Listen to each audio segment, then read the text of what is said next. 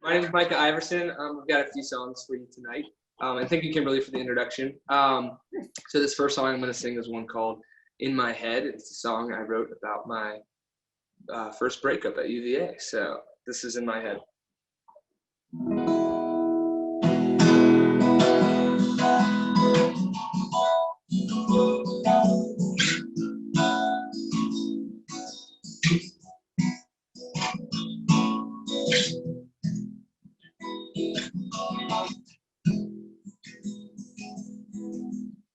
Moving up to your lips, I'm fine.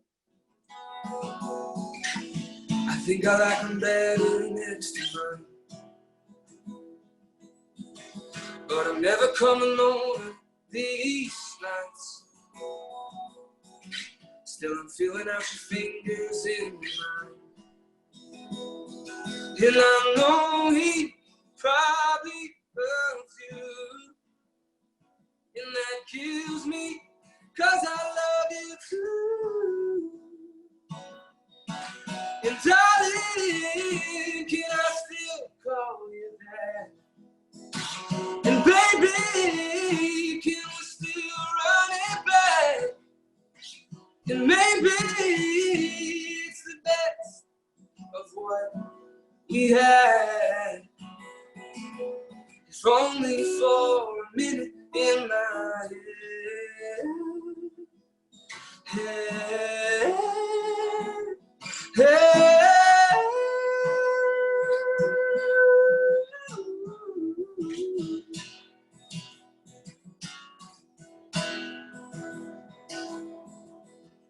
Moving up to your lips, I'm fine. Give me back your hand, it stays mine. Ooh, I think that I've been wasting too much time. Oh, playing back your movements in my mind. Oh, and I know he probably loves you. And that kills me, 'cause I love you too. And darling, can I still call you that? And baby, can we still run it back? And maybe it's the best of what we had. If only for a minute in my head.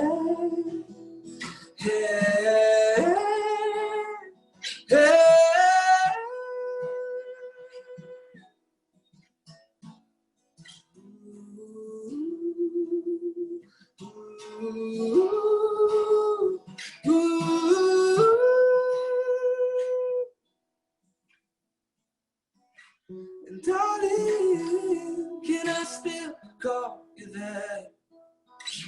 And baby, can we still run it back?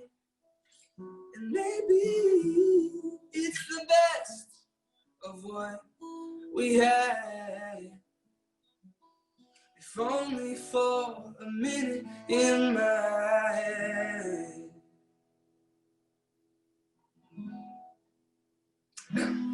Thank you guys. That was an original by me called In My Head. This next song I'm gonna play is one I wrote just a few months ago, actually.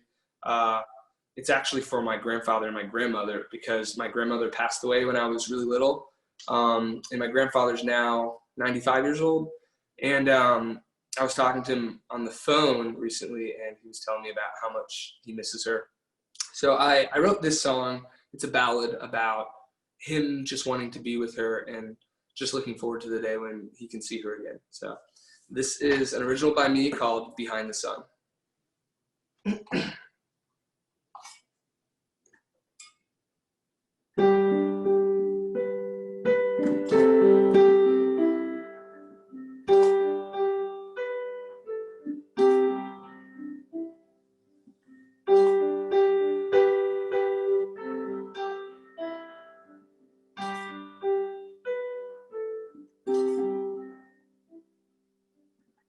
Last night I saw a shooting star. It looked look just like you. Far away but still so bright. What a lovely view. Are you smiling somewhere out there, just behind the sun? Do you ever miss adventure? Has yours just begun? Maybe soon we'll hold each other. I can tell you where it hurts. We can fold our hands together, sit and read the book we wrote. I hope one day we'll hold each other like we used to hold each other.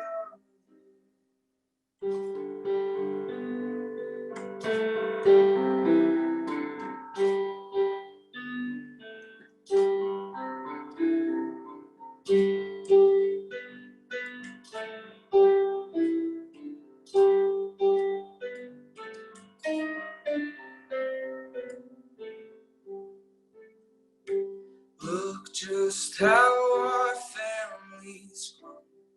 See how bright they shine.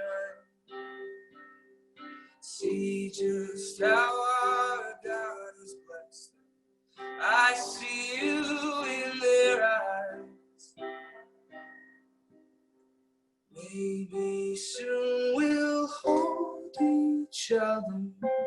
I can tell you where it hurts, and we can fold our hands together, sit and read the book we wrote. I hope one day we'll hold each other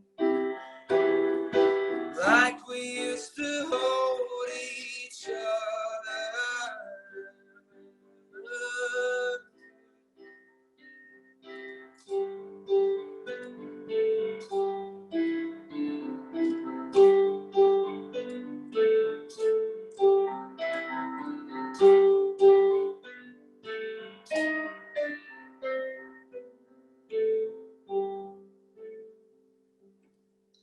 Even though I long to see, I must walk alone, just until the day our Father kindly calls me home. On that day I'll run to meet you, I will be undone. Darling, don't forget to meet me just behind the sun.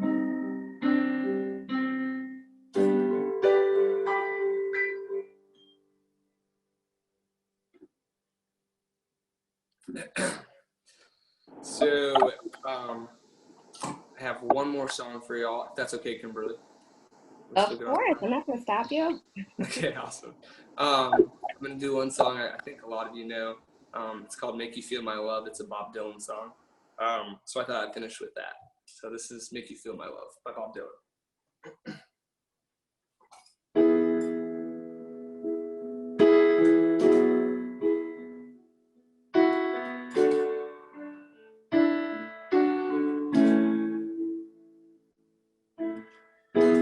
When the rain is blowing in your face and the whole world is on your case, I could offer you all the grace to make you feel my love. When the evening shadows and the stars appear, and there's no one there to dry your tears, I could hold you for a million years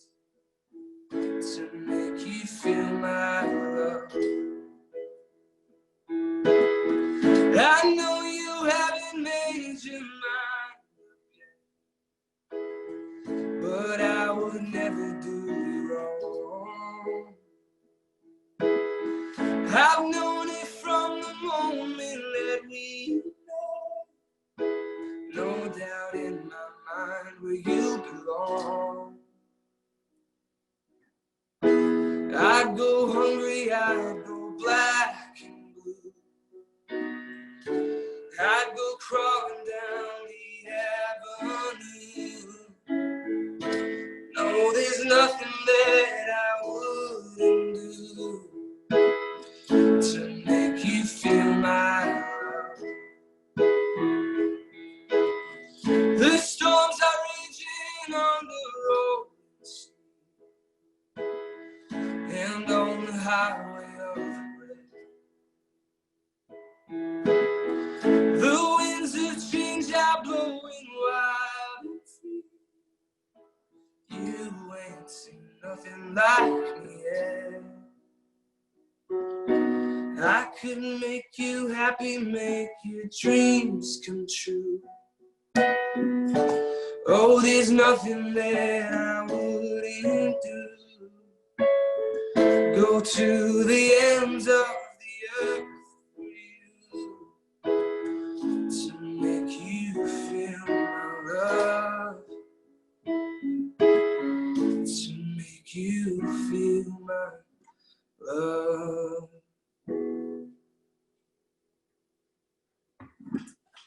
Thank you, guys. Yay. That was wonderful.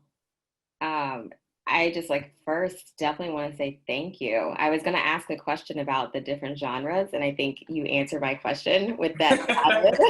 Yeah, it was all over the place. I like to tackle all the genres. So. Yes. I was like, a little bit alternative rock. We have a little bit of pop action going on. We have everything. You are very dynamic. And also, I would say there takes a good amount of mental flexibility too, with your musical skills. I know the piano, the guitar, and writing your own songs, which is amazing. I feel like that is a feat in itself. When you write your music, I know the piece written for your grandfather is definitely special to you and really holds a place in your heart. Are there other songs that have hidden meanings that you've written? Yeah, so a lot of the songs I write, I try to leave them a little nuanced so that half of it is for the audience, but half of it is just for me. You know, there's a lot of word choices that are specific to me, and it might sound good euphonically. People might really like listening to it, but I probably chose that word because there's a backstory there, and I want to keep it for me. Like the song "Behind the Sun," I had the whole idea behind the sun. My grandpa gave me a book of my grandma, it was her prayer journal or something, and she used that line at one point. And I was like, that's such a beautiful concept that heaven might be this place just behind the sun, and that's where we'll kind of all meet one day. So. Oh, I love that. Yeah.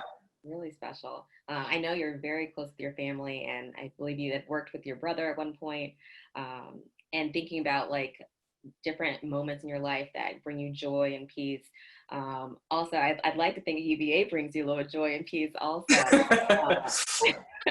Do you feel like now that you've been traveling and traveling virtually in this regard, are there any moments that you think about, especially special memories that you had when you were at UVA, or even being in the Virginia Gentlemen, which I think you guys are 67 years now? 67 years old, yeah. Awesome. We're the oldest a cappella group at UVA, so we look great for our age. That's what you gotta give me your face. Oh my gosh, I have so many good memories from UVA. I think I say this as an adult now. I'm 26 years old. I tell people my 4 best years of my life were spent at UVA. It was just an incredible time. I grew so much. I think of the person I came in to UVA as and the person I left, very different people, but a lot of those core values were strengthened. Made a lot of mistakes, learned a lot of things. But I think one of my favorite memories was actually my first year. Rotunda Sing, when all the a cappella groups are on the stage. There's something magical about it. The whole lawn is lit up, everyone's there, and you see your friends' faces in the crowd. and I got to sing a Christmas song at that, which is awesome. So not Pretend to Sing, Lighting of the Lawn, I'm sorry. Yeah. Lighting of the Lawn at Christmas was just so fun, so remarkable, and it was cool to see all the Who's there and to sing on the steps of the rotunda. It's kind of a big deal. I think that was one of my favorite memories. Yeah, it's a big deal. Yeah. So. I know. Yes, I definitely remember some of those times myself. Yeah. Not gifted with the same voice, but I appreciate all those that do, and definitely love hearing you. You spoke to just being able to see your friends in the audience. Shifting gears a little bit, friends now fans are kind of one and the same in this regard. Yeah.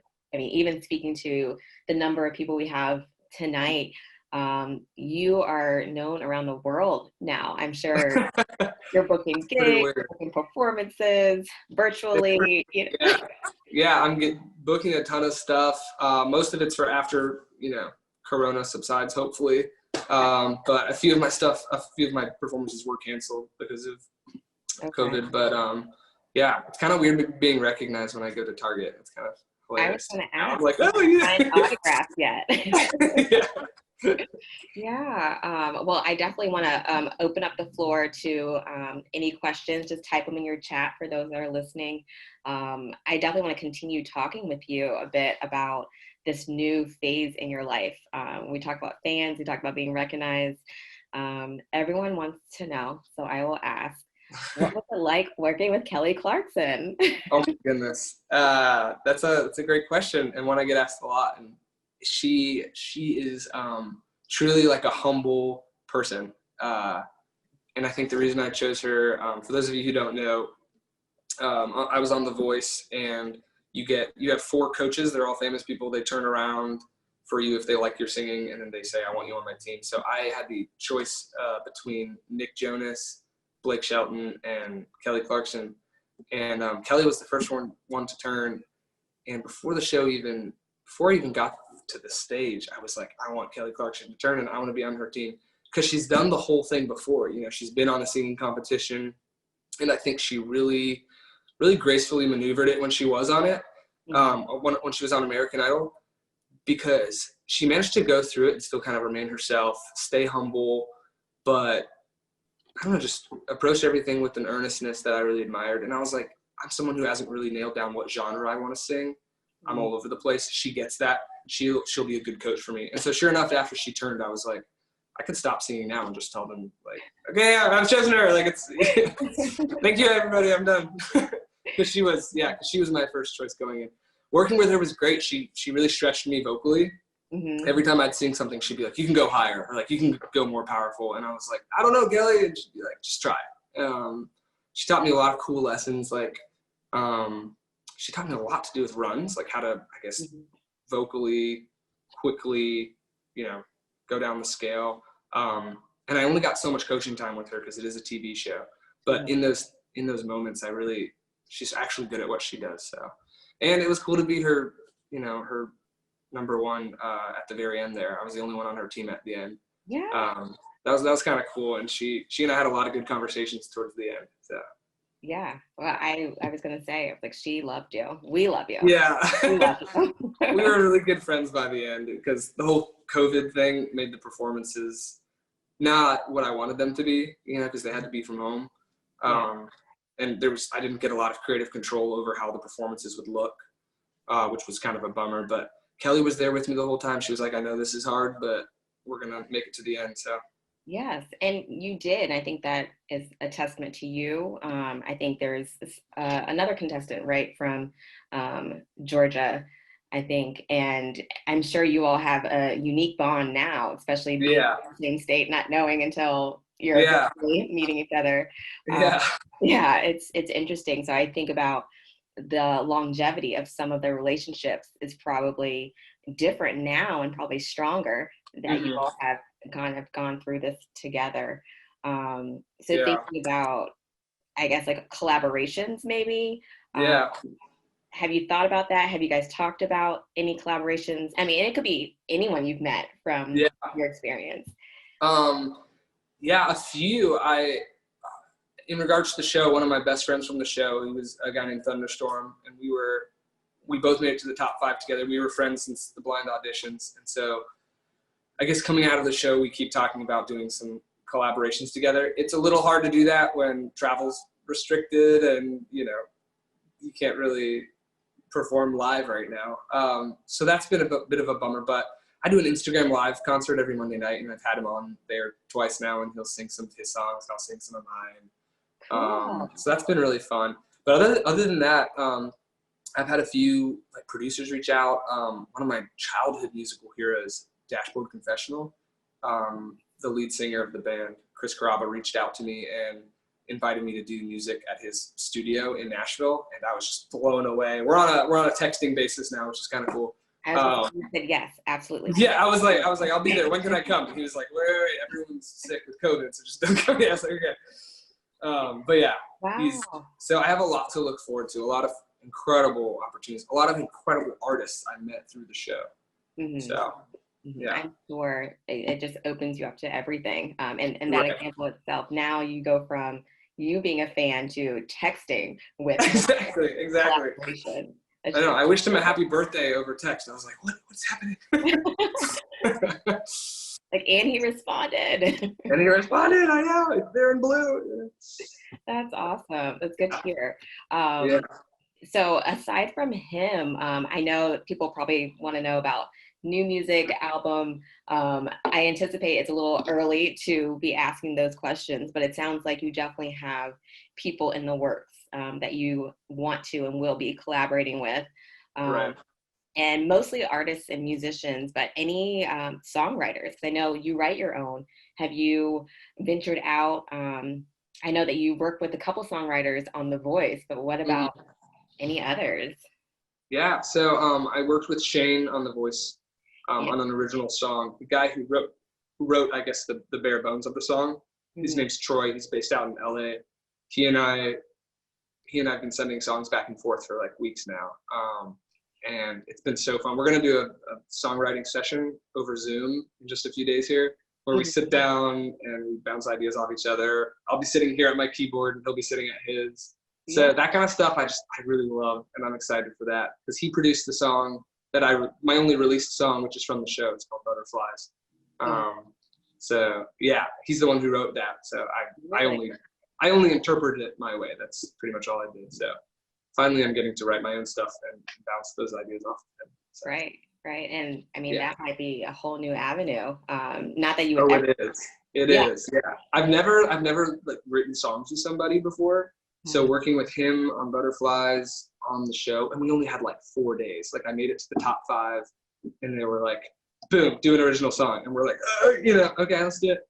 And I met with Shane from Songland and with Kelly and with Troy, and we just took his song and changed it, fit it to kind of how I wanted to interpret it, and then I performed it like days later. It's kind of crazy.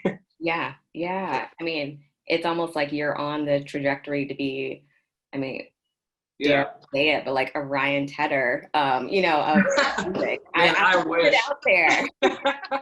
He's one of my don't know. Yeah, I was like, say for those that don't know, I am blown away by this man, and I'm sure you are too.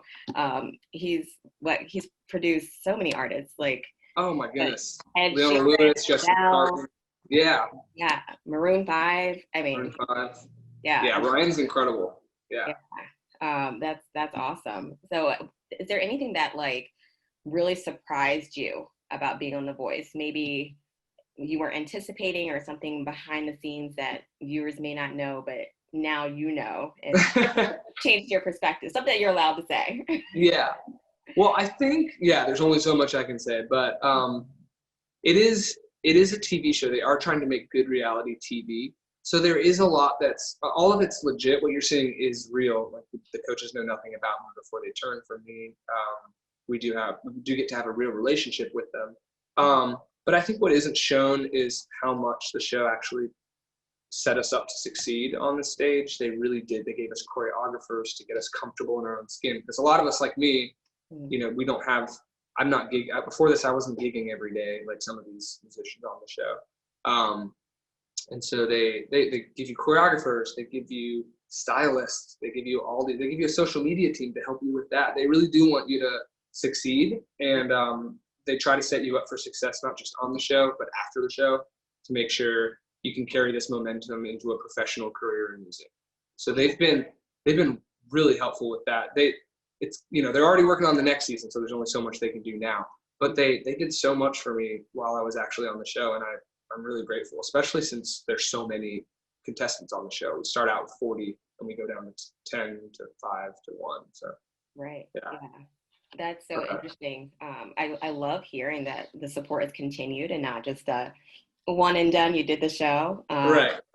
I'm wondering too. I'm thinking about going back to your time at UVA and the Virginia Gentlemen, and now based on where you are, do you think they would ever perform one of your songs, or did you all do that when you all? I mean, this may be a secret, but did you all ever consider performing your own songs or something that a member composed?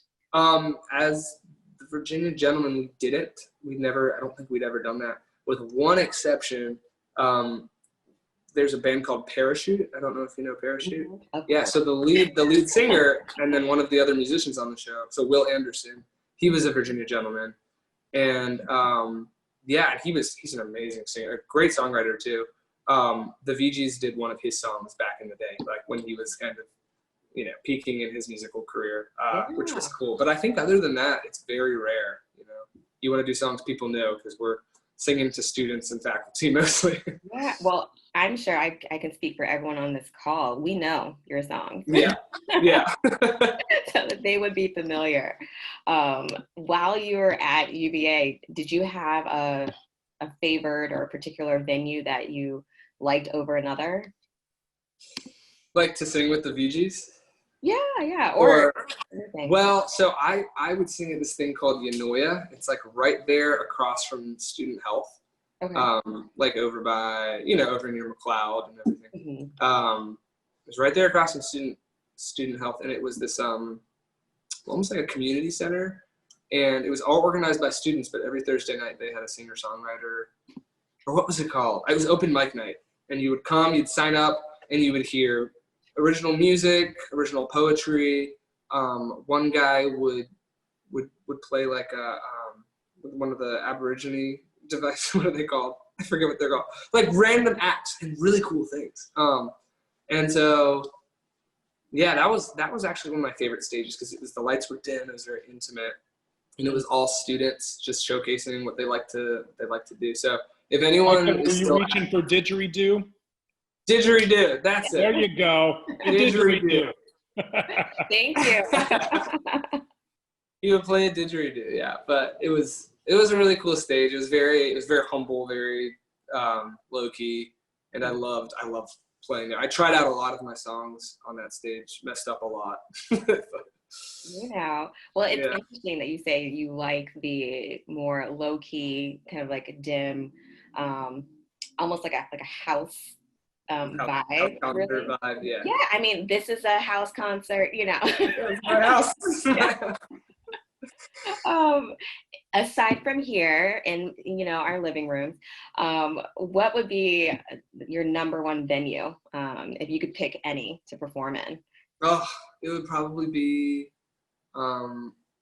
either the Paramount or the Jefferson in Charlottesville, because I've seen so many performances there, and I like to think a lot of my musical talent and skill was cultivated in Charlottesville, so it'd be cool to go back there and perform on one of those stages. Yes. Yeah. I mean, we have some people on this call that I feel like can make that happen. So we'll. Hey, Micah, I think you need to set your sights on the Wolf Trap. Yes, Wolf Trap. Come through. The acoustics are amazing. So we were over there with the National Symphony Orchestra, and what was it? We saw Jennifer Hudson.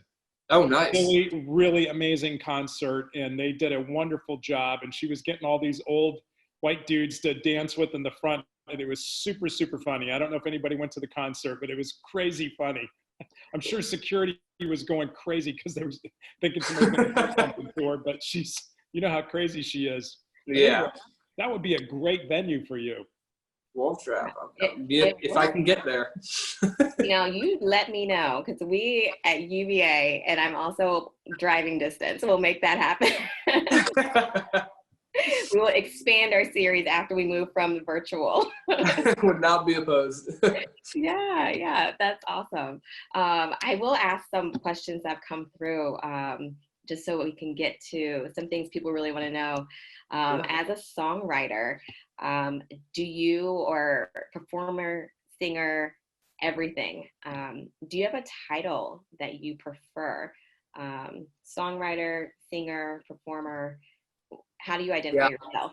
Mm-hmm. Yeah, either artist or singer songwriter. That's Okay. kind of what I'm going for.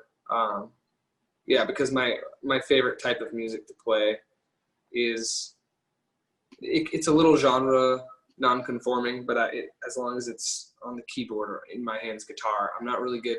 One thing I hated about a cappella was what to do with my hands while I sang, because I'm so used to having an instrument. So I got the guys would make fun of me because I would be singing into the mic and I'd like put my hand like I was playing a guitar. I looked so dorky. My mom would come to the concerts and she'd be like, "You sounded great," but like, what was going on up there? What were you?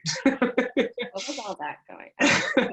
But I think singer, songwriter, artist is how I'd identify as a musician. Yeah, that's awesome. Speaking of your mom, I know that she's been a huge support. Well, all of your family, really. Yeah.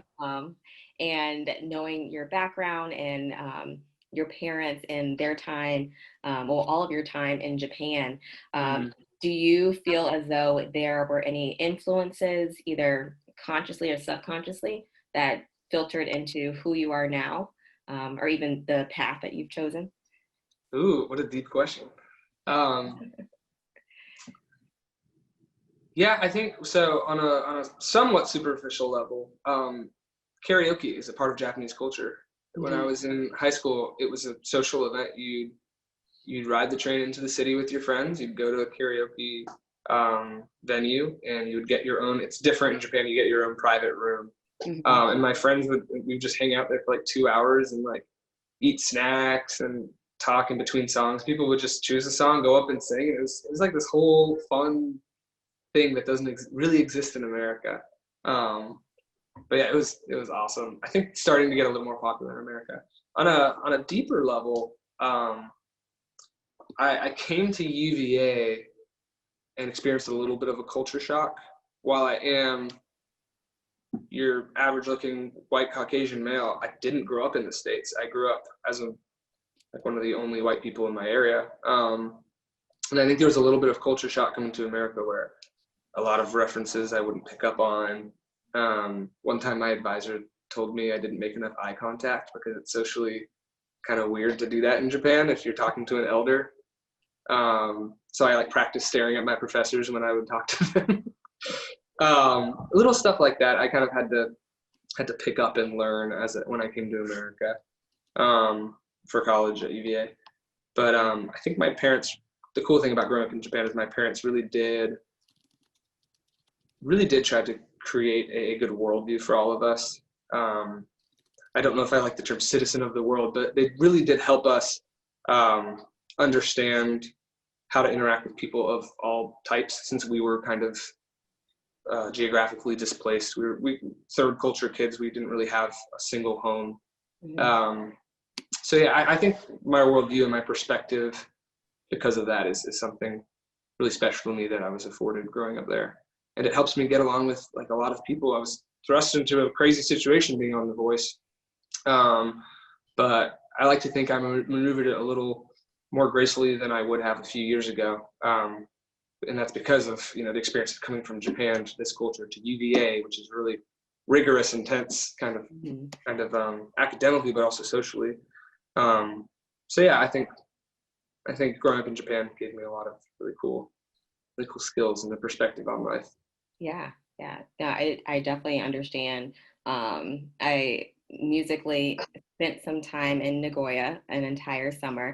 So I spent a lot of time doing karaoke moons ago.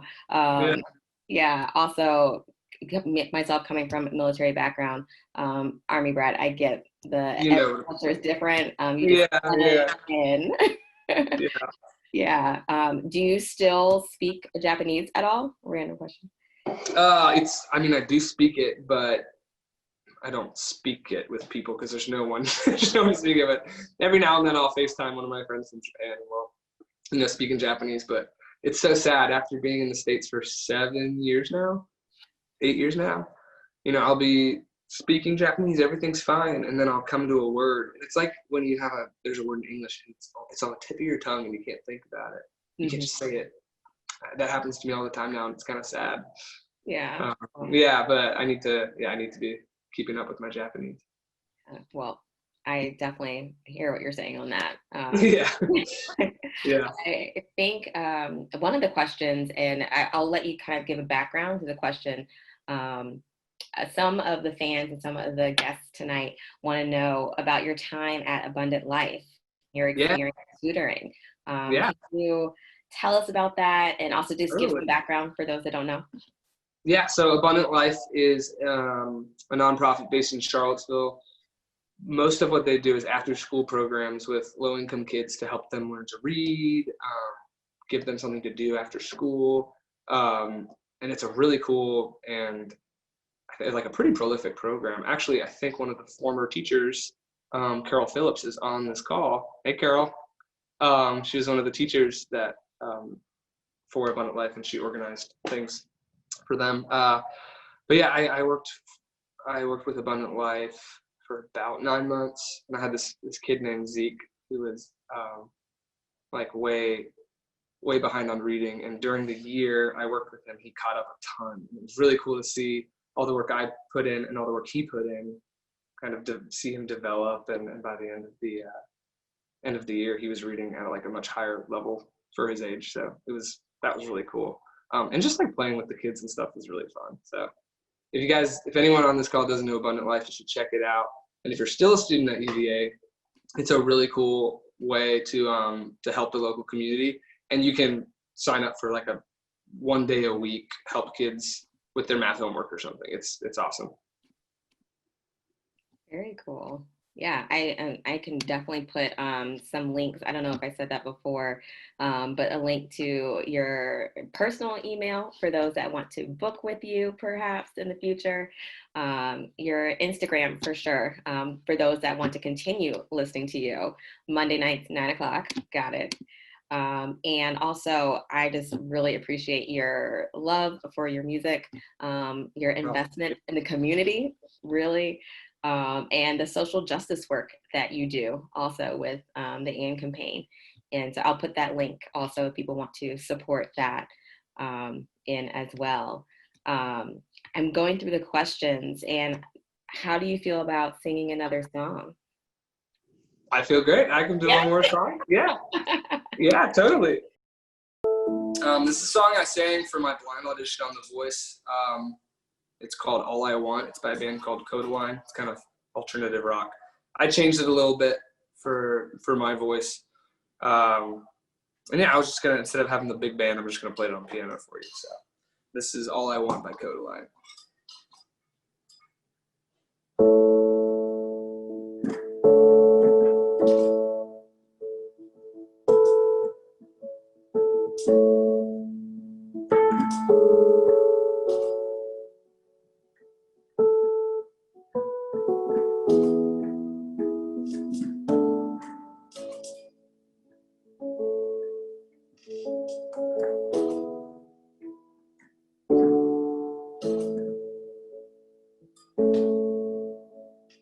All I want is nothing more, to hear you knocking at my door. 'Cause if I could see your face once more, I could die a happy man, I'm sure. When you said your last goodbye, I died a little bit inside. I lay in tears in bed all night.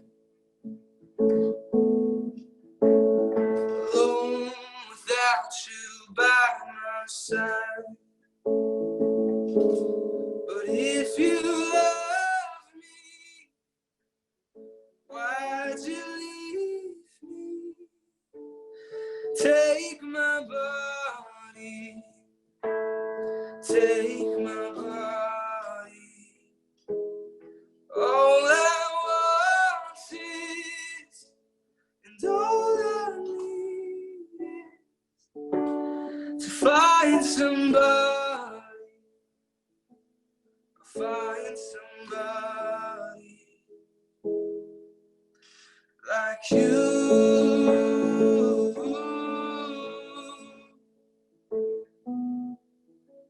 So you brought out the best in me, a part of me I never seen. You took my soul and wiped it clean. Our love was made for movie screens. But if you love me, why'd you leave me? Take my body, take my body. All I want is, and all I need is to find somebody, find somebody like you.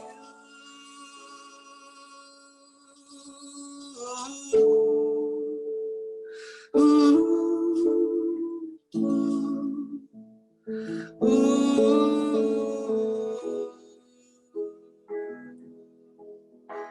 like you.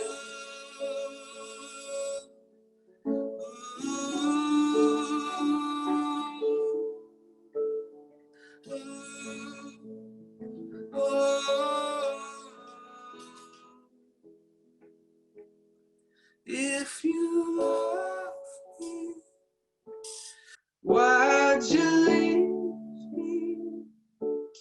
Take my body, I'll find somebody like you.